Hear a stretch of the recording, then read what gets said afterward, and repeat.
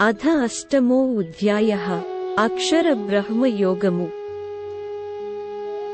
అర్జున ఉవాచ కిం తద్బ్రహ్మ కిమధ్యాత్మం కిం కర్మ పురుషోత్తమ అధిభూతం చ కిం ప్రోక్తమధిదైవం కిముచ్యతే అధేజ్ఞః కథం కో ఉత్ర దేహే ఉస్మిన్మధుసూదన ప్రయాణకాలే చ కథం అంజ్ఞేయో ఉసి నియతాత్మభిః జ్ఞాష్ కామా కామా కామా। అర్జునుడు పలికెను, ఓ పరమేశ్వర, బ్రహ్మన్ పరమ సత్యము అనగా ఏమిటి, అధ్యాత్మము ఆత్మ అనగా ఏమిటి, మరియు కర్మ అనగా ఏమిటి, దేనిని అధిభూతము అంటారు మరియు ఎవరిని అధిదైవము అంటారు, శరీరంలో అధియజ్ఞ అంటే ఎవరు మరియు ఆయనే అధియజ్ఞము ఎట్లా అయినాడు। ఓ కృష్ణ, దృఢమైన మనస్సుతో ఉన్నవారికి మరణ సమయంలో నీవు తెలియుట ఎలా సాధ్యము। శ్రీ భగవానువాచ అక్షరం బ్రహ్మ పరమం స్వభావో ఉధ్యాత్మముచ్యతే భూతభావోద్భవకరో విసర్గః కర్మ సంజ్ఞితః। శ్రీ భగవానుడు పలికెను, సర్వోన్నతమైన నాశములేని తత్వమునే బ్రహ్మన్ అందురు, వ్యక్తి యొక్క ఆత్మతత్వమునే అధ్యాత్మ అంటారు। ప్రాణుల భౌతిక తత్వమునకు మరియు వాటి అభివృద్ధికి సంబంధించిన పనులనే కర్మ లేదా ఫలాపేక్షతో ఉన్న చర్యలు అంటారు। అధిభూతం క్షరో భావః పురుషశ్చాధిదైవతం అధీజ్ఞో హమేవాత్ర దేహే దేహభృతాం వర। దేహధారులలో శ్రేష్ఠుడవైన ఓ అర్జున, నిరంతరం మారుతూనే ఉండే ఈ భౌతిక సృష్టిని అధిభూత అంటారు। సృష్టిలో దేవతల అధిపతిగా ఉండే భగవంతుని విశ్వరూపమునే అధిదైవము అంటారు। సర్వభూతముల హృదయములలో నివసించే నేను అధియజ్ఞము అంటే సమస్త యజ్ఞములకు ప్రభువు అని పిలువబడుతాను। అంతకాలే చ మామేవ స్మరన్ముక్త్వా కలేవరం యః ప్రయాతి స మద్భావం యాతి నాస్త్యత్ర సంశయః। మరణ సమయంలో నన్ను స్మరిస్తూ దేహాన్ని విడిచిపెట్టిన వాడు నన్నే చేరుకుంటాడు, ఈ విషయంలో ఎలాంటి సందేహానికి తావులేదు। యం యం వాపి స్మరన్ భావం త్యజత్యంతే కలేవరం తం తమేవైతి కౌంతేయ సదా తద్భావభావితః।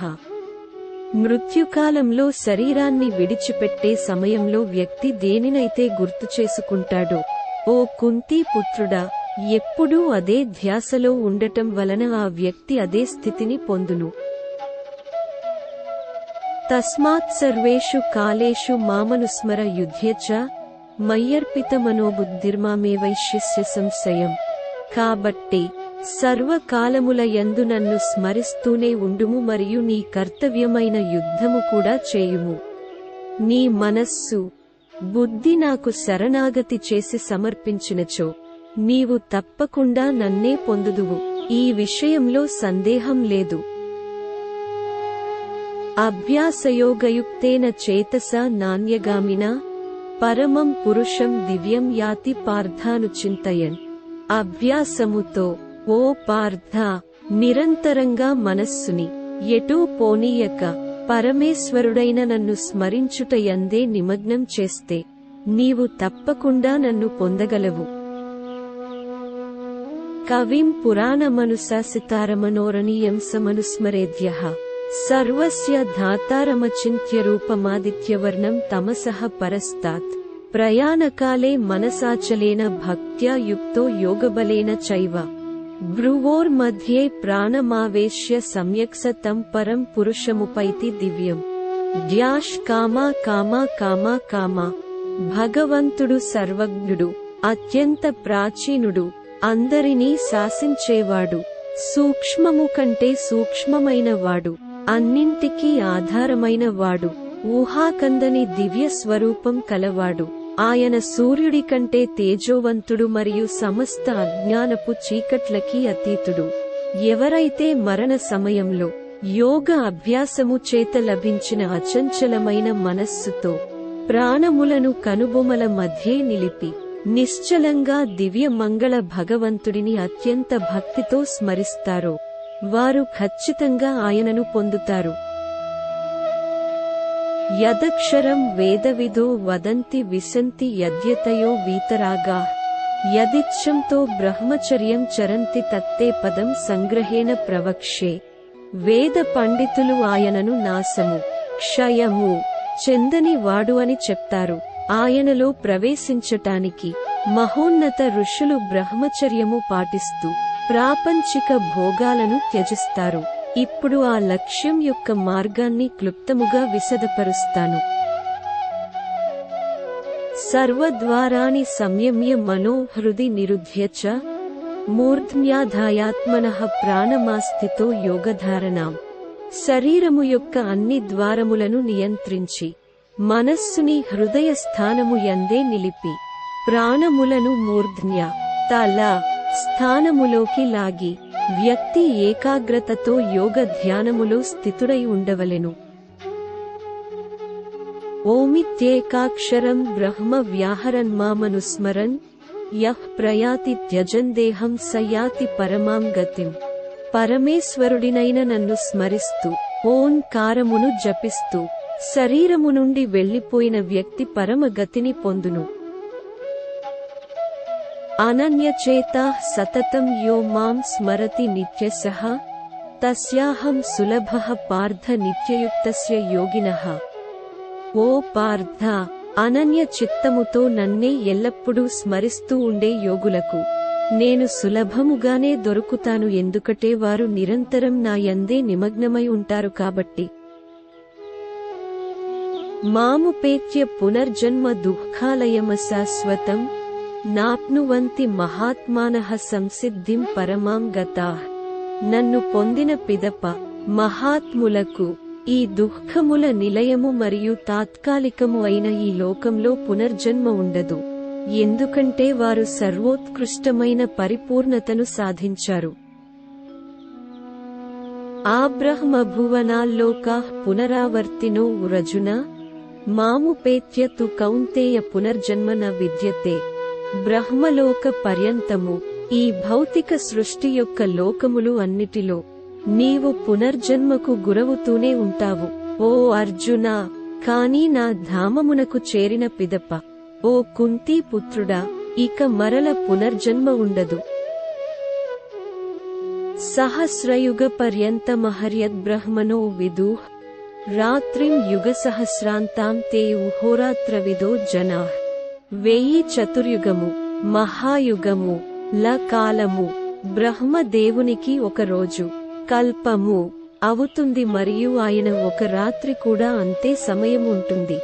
దీనిని అర్థం చేసుకున్న వివేకవంతులు పగలు మరియు రాత్రి యొక్క యథార్థాన్ని అర్థం చేసుకున్నట్టు. అవ్యక్తాద్వ్యక్తయః సర్వాః ప్రభవంత్యః రాగమే రాత్ర్యాగమే ప్రలీయంతే తత్రైవావ్యక్త సంజ్ఞకే. బ్రహ్మ యొక్క పగలు ప్రారంభం కాగానే సమస్త ప్రాణులు అవ్యక్త మూలం నుండి ఉద్భవిస్తాయి మరియు ఆయన రాత్రి మొదలైనంతనే అన్ని జీవాత్మలు తమ అవ్యక్త రూపంలోకి లీనమైపోతాయి. భూతగ్రామః స ఏవాయం భూత్వా భూత్వా ప్రలీయతే రాత్ర్యాగమే వసః పార్థ ప్రభవత్యః రాగమే. బ్రహ్మ యొక్క పగలు మొదలవగానే సమస్త జీవరాశులు పదే పదే పుట్టడం ప్రారంభమవుతుంది మరియు బ్రహ్మరాత్రి ప్రారంభమవగానే అవి తిరిగి లయమైపోతాయి. మరల మరుసటి బ్రహ్మపగలు మొదలవగానే అవన్నీ అప్రయత్నపూర్వకంగానే వ్యక్తమవుతాయి. పరస్తస్మాత్తు భావో ఉన్యో వ్యక్తో వ్యక్తాత్ సనాతనః యః స సర్వేషు భూతేషు నశ్యత్సు న వినశ్యతి. ఈ యొక్క వ్యక్తమైన మరియు అవ్యక్తమైన సృష్టి కంటెను అలౌకికమైన మరియొక సనాతనమైన అవ్యక్త అస్తిత్వం కలదు.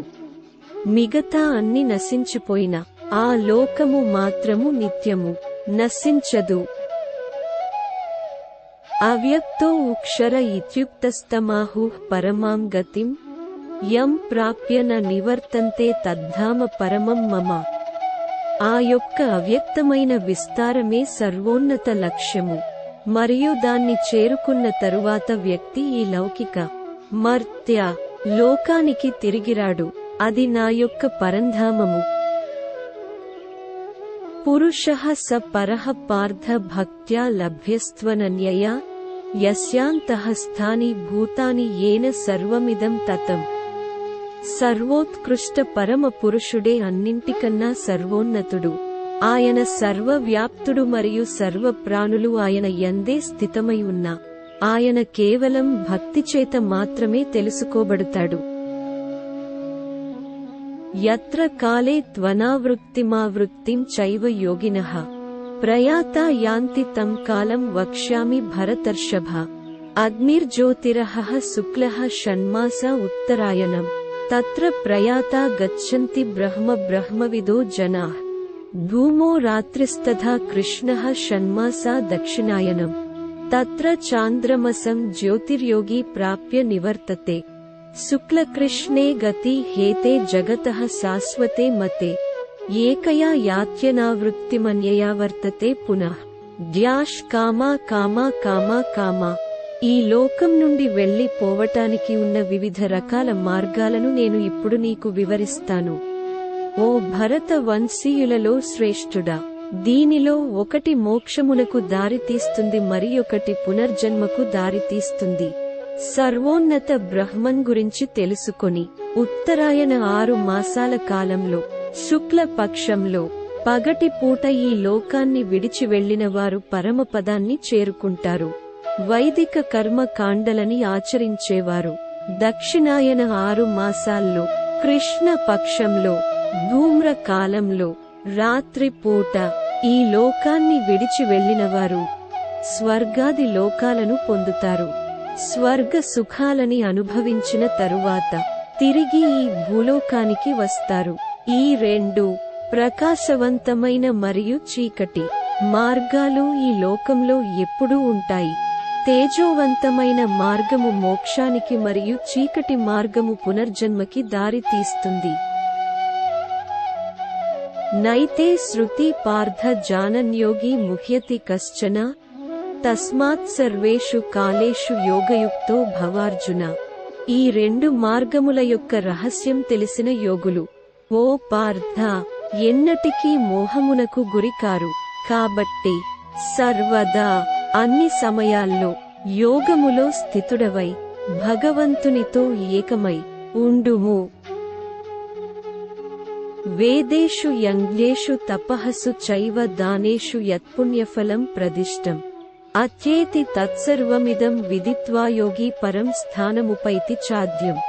ఈ రహస్యం తెలిసిన యోగులు వైదిక కర్మ కాండల ఆచరణ, వేదాధ్యయనము, యజ్ఞములను ఆచరించుట, తపస్సు చేయుట మరియు దాన ధర్మాలు చేయుట, వీటన్నిటి పుణ్య ఫలముల కంటేనూ ఎక్కువ ఫలమును పొందుతారు.